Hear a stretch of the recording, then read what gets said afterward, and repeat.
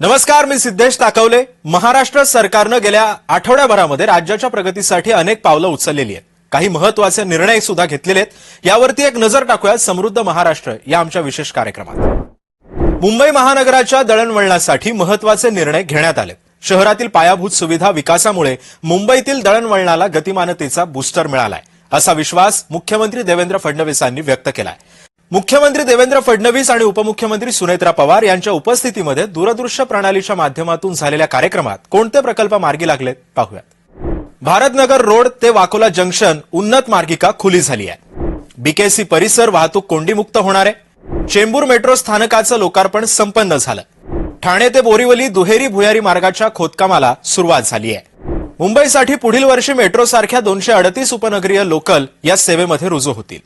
पहिली मालिका ट्रेन्सची ही 2027 मध्ये यावी आणि त्यानंतर पुढच्या 2 वर्षांमध्ये 2029-30 पर्यंत मुंबईच्या सगळ्या लोकल मेट्रो सारख्या आधुनिक, स्वच्छ, सुंदर आणि एसी व्हाव्यात।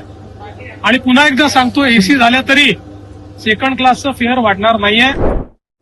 राज्य मंत्रिमंडळाच्या साप्ताहिक बैठकीमध्ये भूसंपादन मोबदल्याच्या बाबतीमध्ये महत्त्वाचा निर्णय घेण्यात आलाय। भूसंपादन, पुनर्वसन आणि पुनर्स्थापना करताना दिल्या जाणाऱ्या मोबदल्यास विलंब झाला तर सरकारकडून दिल्या जाणाऱ्या व्याजामध्ये सुधारणा करण्यात आलेली आहे। हा निर्णय घेणाऱ्या बैठकीच्या अध्यक्षस्थानी मुख्यमंत्री देवेंद्र फडणवीस होते। रिझर्व्ह बँक व्यावसायिक बँकांना ज्या व्याजदरामध्ये कर्ज उपलब्ध करून देते त्यापेक्षा सरकारचा सुधारित व्याजदर हा 1% अधिकचा असेल। मुख्यमंत्री देवेंद्र फडणवीसांच्या अध्यक्षतेखाली राज्यातील महानगरपालिकांच्या आर्थिक सक्षमीकरणासाठी संरचनात्मक धोरण आखण्याबाबत नगरविकास विभागाची बैठक संपन्न झाली। यावेळी उपमुख्यमंत्री एकनाथ शिंदे, उपमुख्यमंत्री सुनेत्रा पवार यांच्यासह वरिष्ठ अधिकारी उपस्थित होते। महाराष्ट्राच्या क्रीडा आणि युवक सेवा संचालनालयामार्फत 3 दिवसीय भव्य युवा महोत्सव आयोजित करण्यात येणार आहे। याबाबत मुख्यमंत्री देवेंद्र फडणवीसांच्या अध्यक्षतेखाली झालेल्या बैठकीस उपमुख्यमंत्री एकनाथ शिंदे, उपमुख्यमंत्री सुनेत्रा पवार यांच्यासह संबंधित अधिकारी उपस्थित होते।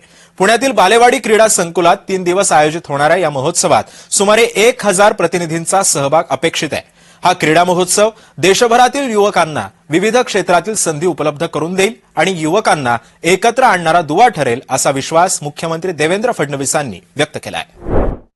उपमुख्यमंत्री एकनाथ शिंदे यांनी घेतलेल्या बैठकीमध्ये ठाण्यातील चितळसर मानपाडा येथील गृहप्रकल्पाबाबत महत्त्वपूर्ण निर्णय घेतलाय। या प्रकल्पातील घरांच्या किमती आता आर्थिक वर्ष 2020-21च्या रेडी रेकनर दरानुसार निश्चित करण्यात येतील। या निर्देशासह उपमुख्यमंत्री एकनाथ शिंदे यांनी असंही सांगितलं की चितळसर मानपाडा गृहप्रकल्पाच्या यापूर्वी काढलेल्या सोडतीमधील 434 विजेत्या लाभार्थ्यांना कायम ठेवावं आणि उर्वरित घरांसाठी नव्या दरानं सोडत काढावी। कोल्हापूर इथं मुख्यमंत्री देवेंद्र फडणवीस यांच्या हस्ते महाराष्ट्र राज्य पोलीस गृहनिर्माण कल्याण महामंडळामार्फत उभारलेल्या पोलीस अधिकाऱ्यांच्या निवासी इमारतींचं उद्घाटन करण्यात आलं। यावेळी उपमुख्यमंत्री सुनेत्रा पवार यांच्यासह इतर मान्यवर उपस्थित होते। जे पोलीस 24 तास आमच्याकरता राबतात त्यांना मात्र खोपट्यामध्ये राहण्याची व्यवस्था, ही परिस्थिती बदलली पाहिजे, म्हणून सातत्याने हे काम आम्ही करतोय। पालघर येथील दुग्धविकास प्रकल्पासाठी आरक्षित जागेबाबत स्थानिकांचे आक्षेप ऐकून घेऊ, असं आश्वासन मुख्यमंत्री देवेंद्र फडणवीसांनी दिलेलं आहे। सरकारकडून अधिग्रहित जमिनीच्या सरकार अंतर्गत हस्तांतरणाला होणारा विरोध लक्षात घेऊन मुख्यमंत्री देवेंद्र फडणवीसांनी भूमिका मांडली। ते पुण्यामध्ये पत्रकारांशी बोलत होते। पालघरमध्ये 40 वर्षापासून आपण एक जागा आरक्षित करून ठेवली आहे, जी दुग्ध विकास विभागाकरता ठेवलेली आहे। परंतु आता दुग्ध विकास विभागाला ती जागा नको असल्यामुळे त्या ठिकाणी इंडस्ट्रीला ती जागा द्यावी असा निर्णय आपण घेतलेला आहे। ही सगळी जागा ॲक्वायर्ड लँड, त्याचे त्यावेळी पूर्ण पैसे दिलेले आहेत, तथापि काही गावकऱ्यांच्या समस्या आहेत त्या आम्ही समजून घेऊ। मुख्यमंत्री देवेंद्र फडणवीसांच्या हस्ते कोल्हापूर शहरातील 1850 कोटी रुपयांच्या विविध विकास कामांचं उद्घाटन, लोकार्पण आणि भूमिपूजन संपन्न झालं।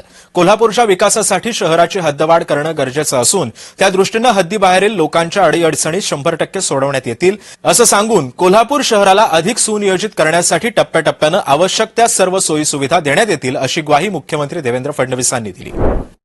कोल्हापूरला जसं छत्रपती शाहू राजांच्या महाराजांच्या जमान्यामध्ये या ठिकाणी त्या काळचं सर्वात चांगलं आरोग्याची व्यवस्था ही कोल्हापूरला उभी झाली होती, त्याचकडे आता पुन्हा कोल्हापूरने वाटचाल सुरू केलेली आहे आणि अतिशय उत्तम अशा प्रकारची आरोग्य व्यवस्था ही या ठिकाणी कोल्हापूरमध्ये होते. समृद्ध महाराष्ट्राच्या आजच्या भागामध्ये इथेच थांबूयात. पुन्हा भेटूयात नवीन घडामोडी आणि महत्त्वपूर्ण निर्णयांबाबतच्या नवनव्या बातम्यांसह पुढील आठवड्यातील समृद्ध महाराष्ट्र या आमच्या कार्यक्रमात. तुर्तास एवढंच.